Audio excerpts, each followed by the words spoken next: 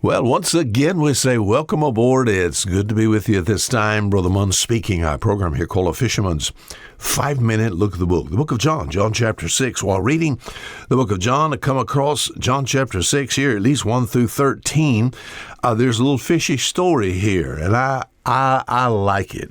It's the story about the lad with the loaves. The 5 barley loaves and the 2 fishes. Some people say from time to time, they said, what could a 2,000-year-old story do for us today?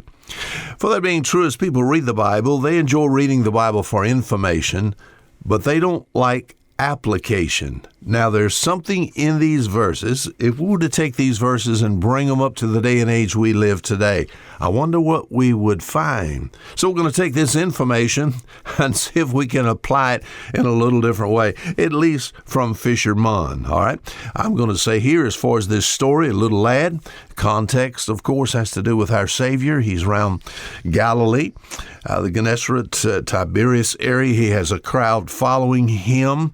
Goes up onto a mountain there, and he looks. There's a crowd of people coming. According to verse 10 of the passage, as many as 5,000 men. And, of course, not even counting the women and children. And the Savior, sure, he's the bread of life. He's trying to give them the words of life. But he's interested in them also physically, and he wants to feed them. How does he do it? We're going to look in this passage. Hey, I hope it'll prove to be a blessing and help to you. What I'm going to say the little lad is going to represent believers. They're both, we say, male and female, and their willingness to be used to give what they have. So I'm going to say over and over, and please listen, what are you doing with your lunch? What are you doing with your lunch? The lad's going to represent the believer. Now the food, the lunch, is going to represent food that God has given us to give to the world. Now God does want to feed. We think about present himself to the world. We think about, verse 48 here? Jesus said in the text, John chapter 6, verse 48, I am the bread of life. So, my friend, what God has done for us, we need to be willing to share that with others. What are you doing? What are you doing with your lunch? Now, let me say as we get started here, I'm going to say this: Jesus did not need this lad's lunch. Jesus could have his own fish and his own bread. Did he not do that in John chapter 21? John chapter 21, Jesus feeds. We think about the disciples there as they left Jerusalem and went to Galilee, and the Lord said, you go there, I'm going to meet you there. Jesus fed the disciples there with bread and fish upon the fire. So he didn't need this. So I'm saying this, as far as we think about the sovereignty of God, and now God he didn't need us, but he could have fed these without the loaves. But we think about the lad and the loaves and the fish in the hands. It just shows human instrumentality, that he wants to use us and desires to do so.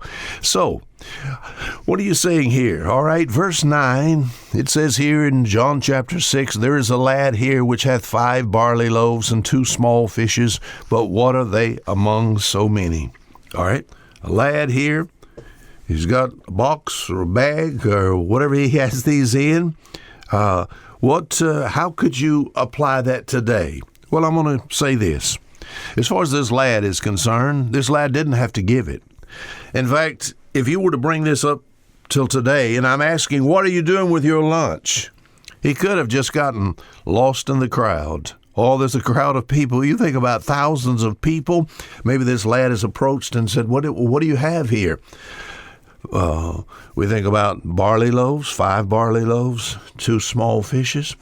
Would you be willing to give them? And as soon as this lad found out that what he had, my friend, maybe it would help others. Maybe what he would desire to do is just get lost in the crowd. It's easy to do that today. That's one of the problems with, they say, with big churches. Oh, you can hide, you can remain unseen, do nothing, lost in the crowd, with the sense of lost in activities. I wonder, with that God has blessed you with, what are you doing with your lunch?